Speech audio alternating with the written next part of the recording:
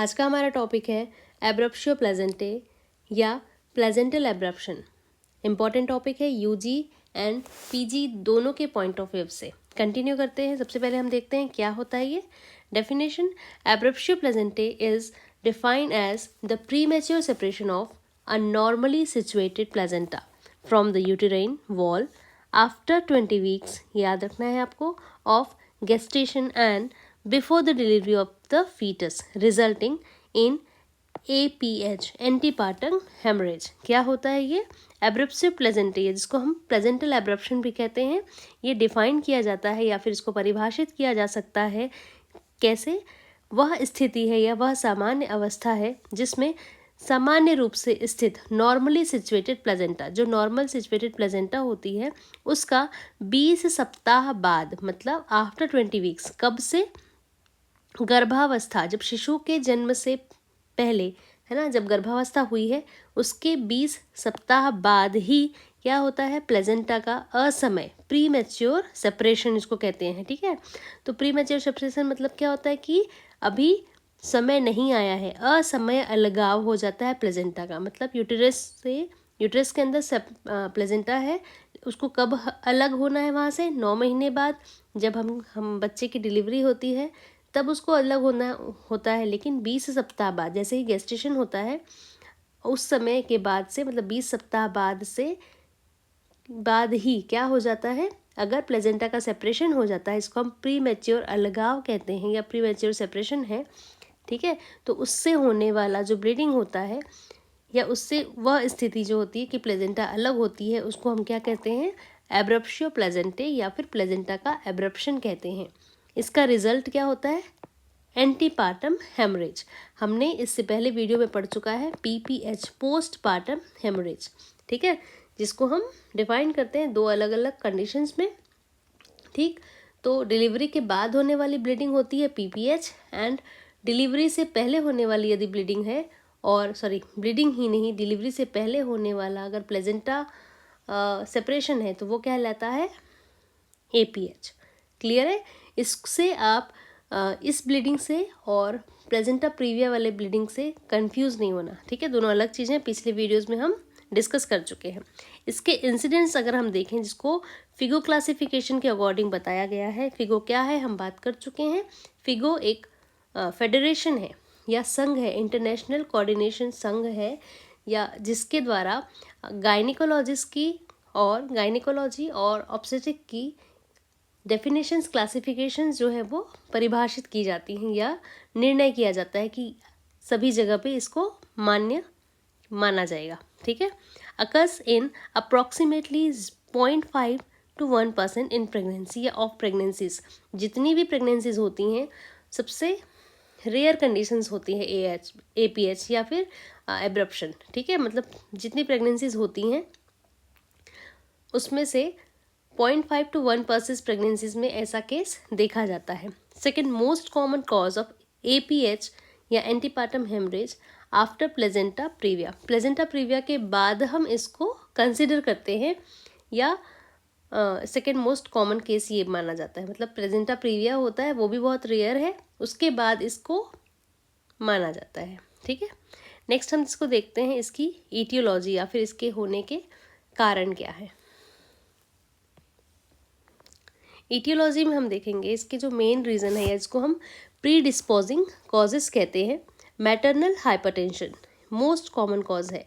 अगर फीमेल को हाइपरटेंशन है या हाई ब्लड प्रेशर का हम देखते हैं, ठीक है, हाई ब्लड प्रेशर अगर होता है शुरुआत से ही, मतलब प्रेगनेंसी जब कंसीव होती है तभी से हम इसको मॉनिटर करना स्टार्ट करते हैं। प्री एक्लेम्शिया एंड एक्लेम्शिया, ये भी बहुत अच्छा एक रीज़न है, इसको अपन हाई बीपी में कंसिडर करते हैं। क्रॉनिक रीनल डिसीजेस, मतलब बहुत समय से अगर दीर्घकालिक किसी प्रकार का किडनी की कोई दिक्कत चल रही है, किडनी की कोई प्रॉब्लम्स चल रही हैं तो, ठीक है, किडनी जो है वो रिलेटेड होती है हमारी किससे, वाटर, जो बॉडी का रिटेंशंस होते हैं उनसे, है ना। तो यहाँ पे अपन हमारा जो किडनी जो है वो मेन फैक्टर होता है हमारे बीपी को कंट्रोल करने का। ठीक है, एब्डोमिनल ट्रॉमा, किसी भी प्रकार का यदि पेट में उदर से संबंधित या फिर पेट से संबंधित ट्रॉमा है या चोट है या दर्द है, ठीक है। सडन डीकम्प्रेशन ऑफ यूटरस, जो कि देखा जाता है पॉलीहाइड्रोमनियोस में और मल्टीपल प्रेगनेंसीज में, मतलब सडन होने वाला या अचानक होने वाला किसी प्रकार का गर्भाशय में दबाव जो है या फिर प्रेशर जो है वो कम हो जाना, जो कि पॉलीहाइड्रोमनियोस में और मल्टीपल प्रेगनेंसी में देखा जाता है। शॉर्ट अम्बिलिकल कॉर्ड, अगर अम्बिलिकल कॉर्ड जो है वो शॉर्ट है या उसका छोटा होना, ठीक है। स्मोकिंग एंड कोकेन अब्यूसेस, मतलब धूम्रपान या किसी भी प्रकार की ऐसी नशीली पदार्थों का सेवन करना भी इसका एक कारण माना जा सकता है, ठीक है। रिस्क फैक्टर अगर हम देखें या जोखिम भरे कारक क्या हो सकते हैं इसके लिए, प्रीवियस हिस्ट्री ऑफ एब्रप्शन प्लेजेंटे, फिर से यदि हम प्रीविया में भी हमने बात की है, प्लेजेंटा प्रीविया में या पीपीएस में भी हमने बात की है ना, तो इसके रीजंस हो सकते हैं। रिस्क फैक्टर ज़्यादा बढ़ जाता है यदि पहली प्रेगनेंसीज में ऐसा कोई केस आ चुका है या ऐसी कंडीशंस देखी गई है, तो हो सकता है कि नेक्स्ट प्रेगनेंसी में भी ऐसा पाया जाए, ठीक है। तो यदि पहले प्रेगनेंसीज में ऐसा हो चुका है तो दूसरी प्रेगनेंसीज में इसको बिल्कुल सावधानी पूर्वक आगे लेना चाहिए, ठीक है। तो जो सेकेंड प्रेगनेंसीज को अगर हैंडल कर रहे हैं कोई डॉक्टर, तो उनको हिस्ट्री पता होनी चाहिए कि हाँ फर्स्ट प्रेगनेंसी में भी ऐसा हो सकता है। सेकेंड अगर हम देखें, हाइपरटेंसिव डिसऑर्डर ऑफ प्रेगनेंसीज, मतलब यदि माँ को, ठीक है, मतलब जो फीमेल है उसको हाई ब्लड प्रेशर की प्रॉब्लम पहले हो चुकी है, ठीक है, तो ये भी एक रिस्क फैक्टर देखा जाता है। मतलब हाई ब्लड प्रेशर की प्रॉब्लम है तो उसको बिल्कुल मॉनिटर करके चलना है कि अच्छा ठीक है ये प्रॉब्लम हो सकती हैं प्रेगनेंसीज के समय, ठीक है। मल्टीपैरिटी मतलब बहुसुता, ज़्यादा बच्चे पैदा होना एक बार में, या फिर 4 से 5 बच्चे की माँ वो पहले से है और फिर नेक्स्ट प्रेगनेंसी हो रही है, तो ठीक है। एडवांस मैटरनल एज, मतलब इसको तो बिल्कुल किसी एज से अपन ऐसा नियमित या निर्धारित नहीं कर सकते कि अच्छा 30+ वाली होती है कि 35+ वाली होती है, फिर भी अपन इसको जनरली लेते हैं कि 35+ वाली जो फीमेल्स होती हैं अगर प्रेग्नेंट हो रही हैं तो ऐसे केसेस या ऐसे चांसेस देखे जाते हैं उनमें, ठीक है। PROM, pre mature rupture of membranes, ठीक है, जो मेम्ब्रेन्स हैं उनका समय से पहले फट जाना या प्री मैच्योर रप्चर हो जाना क्या हो सकता है, इसका एक फैक्टर देखा जाता है। थ्रोम्बोफोलिक डिसऑर्डर, किसी भी प्रकार का यदि ब्लड से रिलेटेड जो कोगुलेशन वाली प्रॉब्लम या फिर थ्रोम्बोफिलिक जो प्रॉब्लम्स हो सकती हैं, जेनेटिक भी होती हैं कई बार ये, तो उसके कारण भी हम इसका फैक्टर देख सकते हैं या मान सकते हैं। टाइप्स अगर हम देखें एब्रप्शो प्लेजेंटा का, तो फर्स्ट इसका जो टाइप है वो है रिवील्ड या एक्सटर्नल एब्रप्शन, मतलब ये हमको बाहर से दिखाई दे देता है कि हाँ ये प्रॉब्लम है, ठीक है। कौन से हो सकते हैं इसमें, मतलब जो टाइप्स है रिवील्ड, उसके अंदर क्या देखने को मिलता है वो देखते हैं, ठीक है। ब्लीडिंग स्केप थ्रू सर्विक्स, है ना, तो इसमें क्या होता है रिवील्ड में या एक्सटर्नल में जो ब्लीडिंग होती है वो बाहर आती है सर्विक्स से, जो कि विजिबल होती है, ठीक है। क्या होता है वेजाइनल ब्लीडिंग है वो कि विजिबल होती है, तो ब्लीडिंग हो रही है इसका मतलब हमको समझ में आता है कि अंदर कोई प्रॉब्लम है। Uterus is tense and tender, जो यूटेरस है गर्भाशय है वो ज़्यादा कठोर होता है और तनाव युक्त होता है, मतलब इसमें टेंडरनेस मिलती है, ठीक है। Diagnosis is relatively easy, obvious है कि यहाँ पे हमको ब्लीडिंग बाहर आती हुई दिखाई दे रही है, तो जो डायग्नोसिस है वो as comparatively to second type of abruptio placenta is quite easy. Okay, thanks. Next हम देखते हैं जो टाइप है कंसील्ड, या जिसको हम कह सकते हैं इंटरनल एब्रप्शन, ठीक है। कंसील्ड मतलब छुपा हुआ या दिखाई नहीं देने वाला। पहला तो था कि ब्लीडिंग बाहर आ रही है तो वो इजीली डायग्नोस हो जाता है ना, तो कंसील्ड या फिर इंटरनल एब्रप्शन को हम कहते हैं, वहाँ पे क्या होता है ब्लड जो है वो blood is retained behind placenta, blood जो होता है वो प्लेजेंटा के पीछे छुप जाता है, ठीक है। नो वेजाइनल ब्लीडिंग, किसी भी प्रकार की वेजाइना से ब्लीडिंग हमको दिखाई नहीं देता, वेजाइना जो है वो ब्लीड करती हुई नहीं दिखाई देती, तो हमको पता नहीं चलता अंदर क्या चल रहा है। थर्ड जो इसका जो कारण दिखाई देता है वो क्या है कंसील्ड का, या जो सिम्टम है वो uterus become distended, tensed and painful, ठीक है। यूटेरस जो है वो क्या होता है, टेंस्ड, डिस्टेंडेंट हो जाता है, टेंस है और दर्द युक्त होता है। मतलब अगर हम कंपेयर करें किससे, दर्द वहाँ भी था, ठीक है, रिवील्ड में या एक्सटर्नल में, लेकिन यहाँ भी दर्दनाक होता है ये कंडीशन, या दर्द होता है कहाँ पे, यूट्रस में। डिस्टेंडेंट हो जाती है, टेंस होता है और पेनफुल है। Shock is disproportionate to visible blood loss, दिखाई देने वाले रक्त की कंपेयर अगर हम करें तो उससे ज़्यादा ये गंभीर होता है, ठीक है। मोस्ट डेंजरस टाइप जो होता है वो कंसील होता है, क्योंकि यहाँ पे समझ में नहीं आ रहा और दिखाई नहीं दे रहा है, ब्लीडिंग होती है तो वहाँ पे पता चल जाता है कि हाँ कोई प्रॉब्लम है और ये ज़्यादा डेंजरस टाइप का है, ठीक है। थर्ड होता है मिक्स्ड एब्रप्शन, जिसमें क्या होता है, mixed of both revealed and conceal type, मतलब कभी ब्लीडिंग दिखेगी कभी नहीं दिखेगी, ठीक है। तो ये मिक्स्ड जो होता है वो दोनों का मिक्स्ड फीचर्स इसमें देखे जाते हैं, ठीक है। पैथोफिजियोलॉजी अगर हम देखें, या जो प्रक्रिया है रोग की कि कैसे हो जाता है ये, क्या क्या होता है इसमें, तो यहाँ पे है haemorrhage occurs in the decidua basalis. ये क्या होता है, ये आप एनाटॉमी में पढ़ के आए हैं, ठीक है, शायद 11th क्लास से। डेसिडुआ बेसिलिस आपने नीट की जब प्रिपरेशन की थी तब से आप पढ़ते आ रहे हैं कि क्या होता है, ठीक है। तो डेसिडुआ बेसिलिस में ब्लीडिंग होती है या रक्तस्राव होता है, फॉर्मेशन ऑफ रेट्रोप्लेजेंटल हेमेटोमा, रेट्रोप्लेजेंटल हेमेटोमा का निर्माण होता है यहाँ पे, यहाँ से ब्लीडिंग स्टार्ट हो रही है, ठीक है।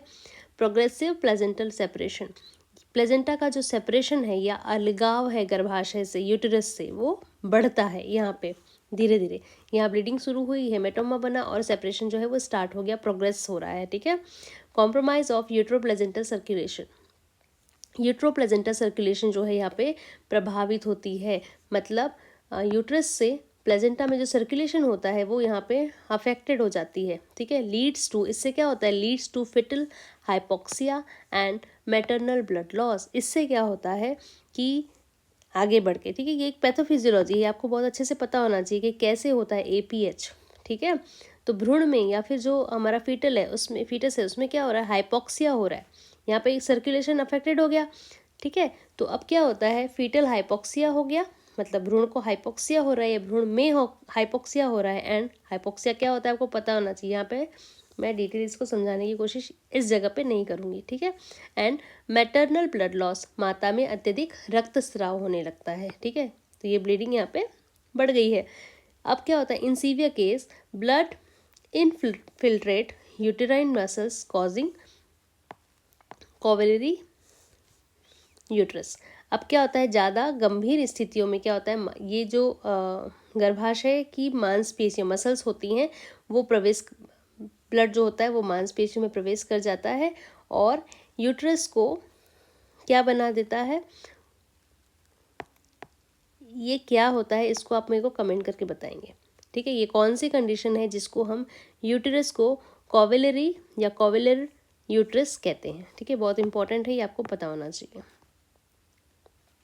क्लिनिकल फीचर की अगर हम बात करें कि कैसे हम इसको पता कर सकते हैं या फीचर्स इसके क्या क्या हैं, लक्षण हमको क्या क्या दिखाई देते हैं, तो मैटरनल फीचर अगर हम देखें तो पेनफुल वेजाइनल ब्लीडिंग जो कि बहुत इजीली डायग्नोस हो सकता है।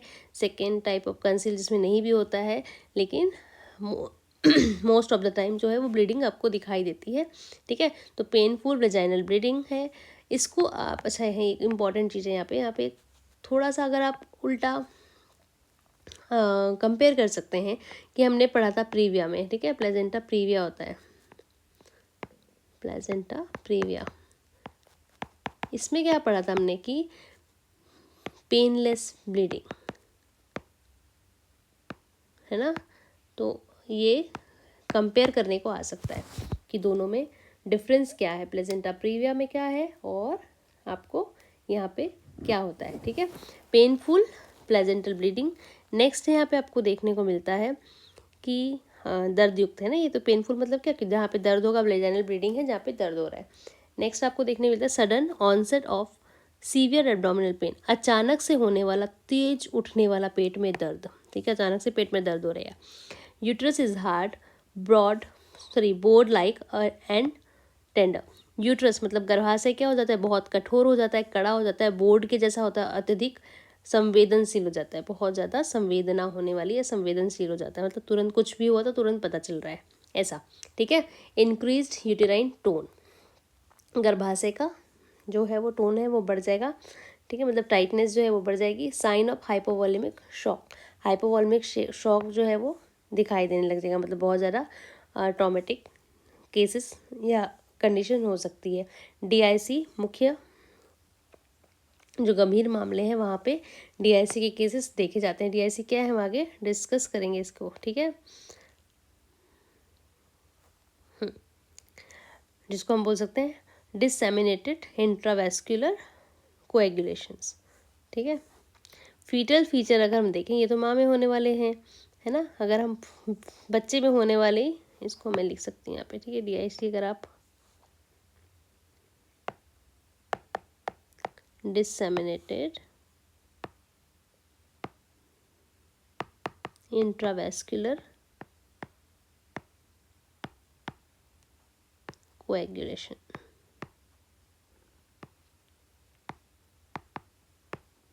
ठीक है। फीटल फीचर अगर हम देखें, जो बच्चे में होने वाले चांस का जो चेंजेस हैं या जटिलताएं हैं, फीचर्स हैं, वो क्या हो सकती हैं। फीटल डिस्ट्रेस हो सकता है, ठीक है, रिड्यूस्ड और एब्सेंट फीटल मूवमेंट हो सकते हैं, मतलब फीटल में किसी भी प्रकार की जो क्या बोलना चाहिए, जो उसकी मूवमेंट है वो कम हो सकती हैं, ठीक है, या फिर एब्सेंट हो सकती हैं, ठीक। फीटल डिस्टेंस का मतलब ये हो सकता है कि बच्चे का समय से पहले जन्म हो जाए, उसको हाइपोक्सिया हो जाए, ठीक है, उसका वजन कम या ज़्यादा हो सकता है, उसकी मृत्यु हो सकती है, कुछ भी हो सकता है, ठीक है। फिर इंट्रायूटेराइन फीटल डेथ हो सकता है, IUFT जिसको हम बोल सकते हैं। सीवियर एब्रॉर्प्शन अगर है, बहुत ज़्यादा ऐसी कंडीशन है जो कंट्रोल नहीं हुई है, तो फीटल डेथ देखी जा सकती है, ठीक है। कॉम्प्लिकेशन की हम बात कर चुके हैं। ओके, अगेन हेमोरैजिक शॉक हो सकता है, ठीक। Disseminated intravascular coagulation, acute renal failure, इससे क्या हो सकता है कि बहुत अधिक, ओके, फीटल डिस्ट्रेस की हम बात कर चुके हैं, ठीक है। अक्यूट रीनल फेलियर मतलब हो सकता है कि बहुत कंडीशन ऐसी हो जाए कि जो किडनी है वो फेल हो सकती है, ठीक है, हम बात कर चुके हैं यहाँ इसके बारे में। PPH हो सकता है, पोस्टपार्टम हेमरेज हो सकता है कि यहाँ हमने कंट्रोल कर लिया, पर प्लेजेंटा यहाँ पे है कुछ पार्ट, मतलब यूट्रस है, ठीक है, सॉरी मैं इसको यूट्रस है, ठीक है, ये यहाँ से हट गया, पर किसी तरीके से फिर ऐसा हुआ कि फिर से इम्प्लांट हो गया यहाँ पे, ठीक है। हमने कैसे भी मेडिकेशन की हम आगे बात करेंगे, लेकिन हो सकता है जब यहाँ पे ये दोबारा इम्प्लांट हुआ, अब 9 मंथ की प्रेगनेंसी हो गई, सब हो गया, बच्चा बाहर निकल गया, ठीक है, लेकिन हो सकता है कि यहाँ पे कोई प्लेजेंटा का पार्ट रह गया। अब ये क्या कर सकता है, ये रहने के बाद ये PPH क्रिएट कर सकता है, ठीक है, बहुत इंपॉर्टेंट है समझना। पोस्टपार्टम हेमरेज क्यों हो सकता है, एब्रप्शन ऑफ प्लेजेंटा के बाद, ठीक है। यूट्रस जो है इसको आपको मेरे को कमेंट करके बताना है कौन सी कंडीशन होती है, ठीक है। फीटल कॉम्प्लिकेशंस, फीटल में क्या कॉम्प्लिकेशन हो सकती हैं कि प्रीमेच्योरिटी हो सकती है, कि भ्रूण जो है या बच्चा जो है वो समय से पहले पैदा हो जाए, हाइपोक्सिया हो सकता है, लो बर्थ वेट, कम वजन का बच्चा पैदा हो सकता है, ठीक है। इंट्रायूटेराइन फीटल डेथ, IUFD इसमें देखा जाता है, ओके। नेक्स्ट अगर हम देखें डायग्नोसिस की बात हम करते हैं, ठीक है। मेनली या मुख्यतः हम देखते हैं क्लिनिकल डायग्नोसिस जो है क्या हो सकते हैं। अल्ट्रासाउंड में show retroplacental clot but normal scan does not exclude abruption. इसमें क्या होता है, अल्ट्रासाउंड जो है वो सहायक है या हेल्प करता है, लेकिन जो है इसकी सामान्य रिपोर्ट जो आती है, नॉर्मल स्कैनिंग जो होती है, वो एब्रप्शन को नहीं नकारती नहीं है, मतलब ठीक है, नॉर्मल रिपोर्ट आ जाती है, कई बार होता है कि एब्रप्शन को नहीं शो करती वो, ठीक है। तो इसके लिए मुख्यतः जो है हम CTG फीटल मॉनिटरिंग के लिए CTG करते हैं, ठीक है। ब्लड टेस्ट अगर हम देखें कंटिन्यू, इसको हम चेक कर सकते हैं, हीमोग्लोबिन या करते रहना चाहिए, प्लेटलेट काउंट हमको पता होना चाहिए, और कोगुलेशन प्रोफाइल जो फीमेल है उसकी हमको पता होना चाहिए, इसको हम BTCT के नाम से जानते हैं, ठीक है। मैनेजमेंट अगर आप देखें तो जनरल मैनेजमेंट जो आप शुरू से पढ़ते आए हैं, इमीडिएट हॉस्पिटलाइजेशन अगर करना है, कोई भी ऐसी प्रॉब्लम हो रही है तो, ठीक है, क्योंकि ये पेनफुल होता है। ABC अगर हम देखें तो इसमें होता है आस्क, एयरवेज जो होता है वो, है ना, फिर BP और सर्कुलेशन या सर्कुलेटरी सिस्टम जो होता है उसका बॉडी का, फीमेल का या प्रेगनेंसी लेडी का, या हम इसको बोल सकते हैं पेशेंट का। 2 वाइड बोर आईवी कैनुला किसी भी प्रकार से फीमेल की या फिर जो हमारी पेशेंट है उसका हाइड्रेशन या डिहाइड्रेट नहीं होने देना उसको। Blood grouping and cross matching, ये सब उस जो भी डॉक्टर उसकी प्रेगनेंसीज के केस हैंडल कर रहे हैं उसके पास सब कुछ ये होना चाहिए कि कैसा ब्लड ग्रुप है, क्रॉस मैचिंग उसकी क्या है क्या नहीं है। Ivy fluids and blood transfusion immediate start कर देना चाहिए यदि बहुत अधिक ब्लड लॉस हो चुका है। Continuous maternal and fetal monitoring, लगातार हमको क्या करना है, माता और भ्रूण की निगरानी करते रहना है। ठीक है। ऑब्स्टेटिक मैनेजमेंट अगर आप देखें तो mild abruption with stable mother and fetus, अगर माइल्ड एब्रप्शन है तो हल्का सा ऐसा लग रहा है कि हाँ ऐसा ऐसा ऐसा हुआ है, फीमेल जो है वो एब्रप्ट यूट्रस से एब्रप्ट हुई है, लेकिन उसको कंट्रोल किया जा सकता है, दोबारा वो इम्प्लांट हो सकती है या सही से सही कंडीशन में है। तो क्या होता है, एक्सपेक्टेंट मैनेजमेंट। ठीक है, अगर ऐसा है तो एक्सपेक्ट कर सकते हैं, मैनेजमेंट स्टार्ट कर सकते हैं। लेकिन सीवियर एब्रप्शन ऑफ और फीटल डिस्ट्रेस, यदि सीवियर है या गंभीर है या फीटल डिस्ट्रेस है मतलब फीटस को किसी प्रकार का नुकसान हो चुका है, तो इमीडिएट डिलीवरी करने की कोशिश करनी चाहिए। शीघ्र प्रसव करना है, यदि प्रसव चल रहा है vaginal delivery preferred if the labour is stabilised, यदि प्रसव जो है वो सही से हो सकता है तो हम क्या करते हैं, वेजाइनल डिलीवरी को यहाँ पे प्रायोर करते हैं या प्रायोरिटी देते हैं या फिर प्राथमिकता देते हैं। ठीक है। Caesarean section if indicated if, यदि सिजेरियन सेक्शन से कब हमको प्रसव करना है यहाँ पे, यदि भ्रूण संकट में हो। ठीक है। फीटल डिस्ट्रेस अगर प्रेजेंट है मतलब कहीं किसी प्रकार से फीटस को या जो हमारा भ्रूण है उसको नुकसान पहुंच सकता है ऐसा हमको पता हो, तो हमको क्या करना है, यहाँ पे सिजेरियन सेक्शन से डिलीवरी करवानी है। ठीक है। और रैपिड डिलीवरी रिक्वायर्ड होती है इसलिए। ठीक है। प्रिवेंशन या रोकथाम कैसे कर सकते हैं, इसको प्रिवेंट कैसे कर सकते हैं, proper ANC antenatal care, बहुत इंपॉर्टेंट टॉपिक है, नेक्स्ट वीडियो हम इसी पे बनाएंगे, ANC क्या होती है। ठीक है। कंट्रोल ऑफ हाइपरटेंशन, जो अगर फीमेल को या प्रेग्नेंट लेडी को बीपी की प्रॉब्लम है या नहीं है, कई बार ऐसा होता है कि प्रेगनेंसी के समय ये बढ़ जाती है, रीजन इसके बहुत कुछ हो सकते हैं। ठीक है। तो control of hypertension, early identification of high risk pregnancy, अगर किसी प्रकार की हाई रिस्क प्रेगनेंसी हो सकती है या कोई भी इसके रीजंस हो सकते हैं तो उसको हमको अर्ली आइडेंटिफिकेशन करना है या आइडेंटिफाई करना है कि ऐसा ऐसा ऐसा हो सकता है, तो इसको हम ऐसे ऐसे ऐसे बचा सकते हैं। ठीक है। Avoidance of smoking and substances abuses, मतलब किसी भी प्रकार के नशीले सेवन या धूम्रपान का सेवन नहीं करना है। ठीक है। प्लेजेंटा प्रीविया से क्या है, प्लेजेंटा प्रीविया से यदि हम इसको कंपेयर करें, ठीक है, तो प्लेजेंटा प्रीविया दर्द युक्त नहीं था। ठीक है, पेनलेस था, ये पेनफुल है। Thanks for watching this video. Next video हम डिस्कस करेंगे ANC या फिर नॉर्मल डिलीवरी।